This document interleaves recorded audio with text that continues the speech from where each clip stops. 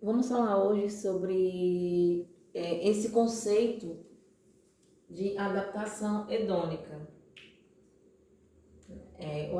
Vamos tentar entender um pouquinho sobre o que é a adaptação hedônica a partir desse gráfico aqui, né? Se a gente for lá no Google, colocar adaptação hedônica, vai aparecer esse gráfico. E ele é bem ilustrativo, né? Lembrando que a adaptação hedônica é um conceito da psicologia positiva.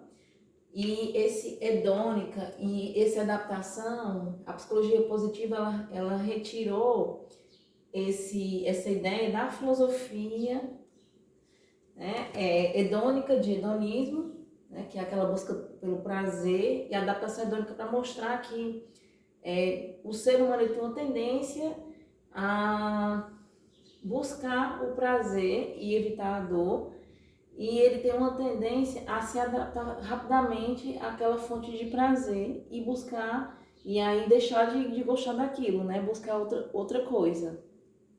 E a psicanálise diz que o psiquismo, o aparato mental, ele é movido pelo desejo, né? E a gente deseja justamente aquilo que a gente não tem.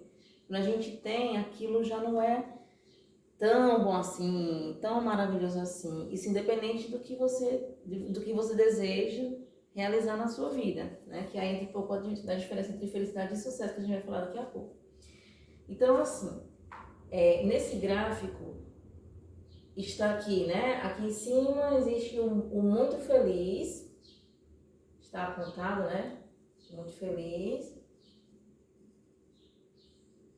E aqui o infeliz. Digamos que a experiência dessa pessoa, na sua experiência, você está muito mais para o muito feliz do que para o infeliz, né? Você vive a sua vida, porque a gente também sabe que a sensação de plenitude, a felicidade de uma pessoa, né, também vem da genética, 50%. Então, digamos que aqui seja o seu estado base de felicidade. E aí, quando uma coisa boa acontece, quando algo bom que você queria muito acontece, você tem aquele up, aquele salto de felicidade, aquele salto de dopamina. Só que logo em seguida você vem e volta para o seu estado base de felicidade, né? E muitas vezes, né, aqui esse é o nível base, mas muitas vezes você ainda cai um pouco do seu nível base, dependendo das circunstâncias da vida, do que está acontecendo naquele momento. Isso sinaliza que existe uma tendência contínua, esses ups e downs, né? Essas elevações de dopamina e essas diminuições ao longo da vida de um sujeito.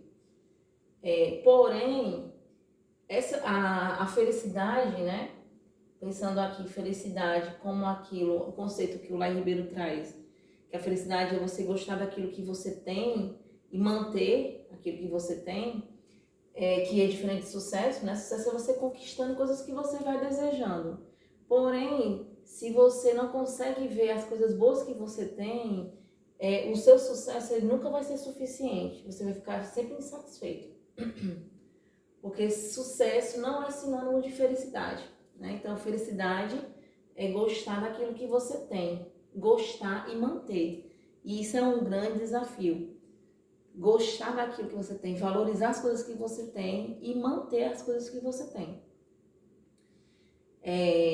Então, assim, existem estratégias de ampliação dessa alegria, dessa felicidade, né? Então, mesmo que a gente sai sabendo, né, que nós temos uma tendência, né, de se adaptar às coisas boas que a gente tem, às coisas que a gente conquistou e não valorizar tanto assim, porque a gente vai querendo buscar outras coisas, a gente pode aprender, né, e a psicologia positiva mostra isso, que a gente pode aprender a gostar daquilo que a gente tem, manter aquela sensação original, tipo como se fosse comparando o início de um namoro, né? Onde existe aquela grande paixão e que com o tempo, 2 anos, 3 anos, aquilo vai mudando um pouco, mas ainda assim seria possível você conservar aquela sensação original de paixão. E aí, esses três essas três atividades, elas podem promover essa manutenção da alegria, da sensação de bem-estar, de felicidade, de plenitude. A primeira que a psicologia positiva ela propõe, lembrando, né? Não sei se vocês sabem, mas hoje os Estados Unidos, a psicologia positiva foi criada nos Estados Unidos, né? E o principal expoente é aquele que eu sempre falo aqui, né? Que é o Mark Seligman. E a psicologia positiva foi criada nos Estados Unidos por uma razão, né? Não foi aleatório. Então, nos Estados Unidos hoje, os Estados Unidos eles são uma grande potência, né? É um país que é muito desenvolvido economicamente, tecnologicamente, mas nunca houve tanta gente infeliz, nunca houve tanta gente deprimida, né? Um dado curioso é que os dois países onde existem mais psicólogos, o primeiro são os Estados Unidos, o segundo é o Brasil, né? E nós também já sabemos, né, que o Brasil ele é o campeão mundial em casos de ansiedade e ele é o grande campeão na América Latina em casos de depressão. Se eu não estiver enganada aqui, é esses dados, mas é mais ou menos isso. Então não é por acaso que nos Estados Unidos existem a maior quantidade de psicólogos no mundo e o Brasil vem em segundo lugar.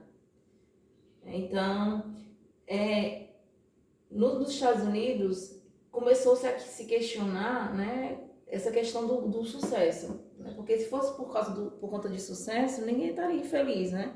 Porque a grande maioria das pessoas lá vive razoavelmente bem financeiramente, né? Até os pobres lá têm uma situação financeira melhor do que muitas pessoas na classe média aqui no Brasil. Porém, não se trata de bens materiais, não se trata de tecnologia, né? Se trata de relações humanas, né? E esse conhecimento de psicologia positiva, ele vai promovendo esse maior entendimento das relações sociais, interpessoais, intrapessoais, né? E ajudando essas pessoas a sair da sua dor, a sair desses transtornos de humor do tipo depressão e transtorno afetivo bipolar, muitas vezes, né? Através dessas técnicas, né? Então, assim, a atenção plena é você estar simplesmente a atenção plena é você estar consciente, né? A gente tem a tendência de fazer as coisas no piloto automático.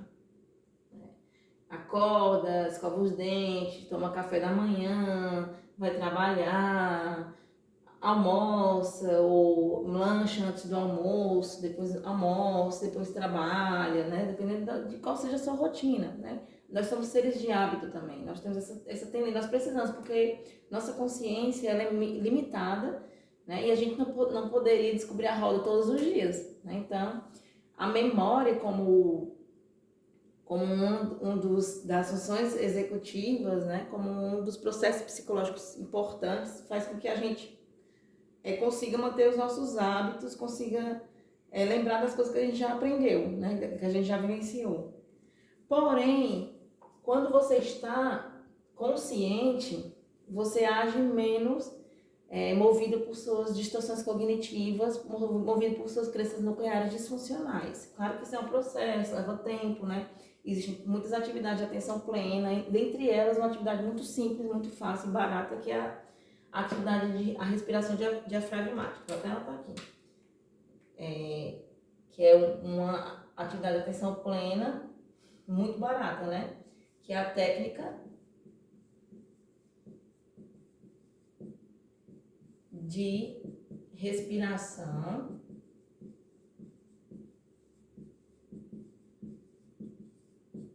diafragmática.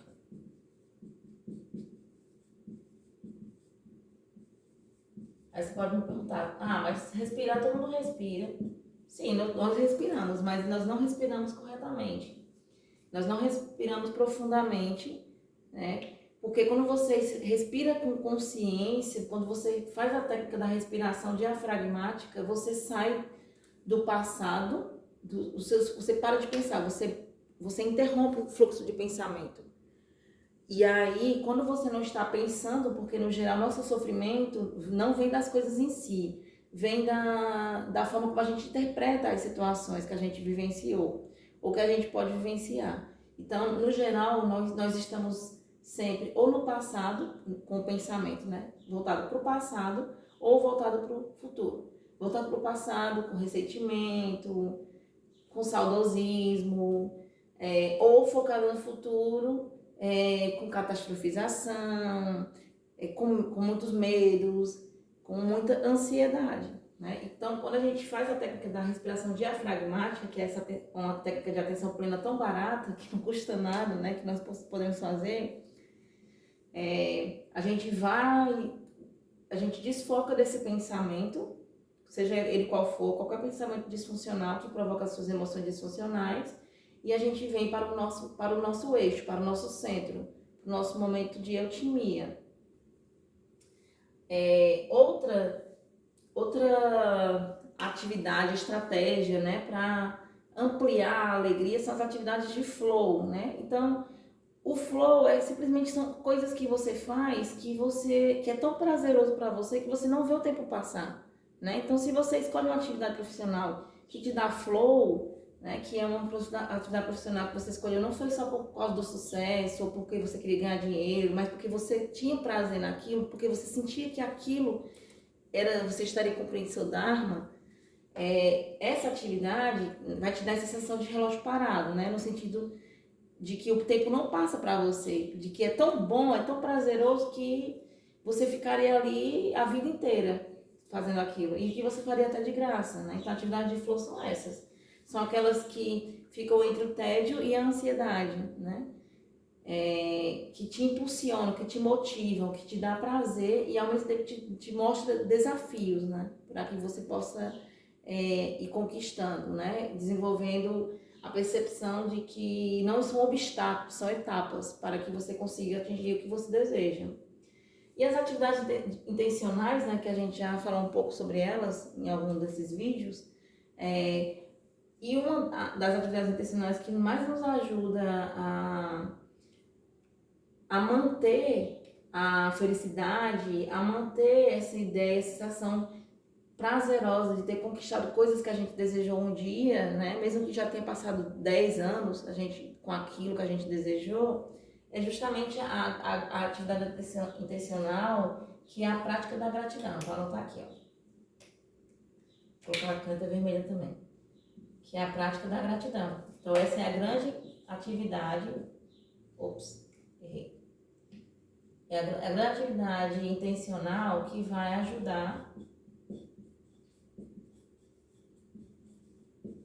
da gratidão.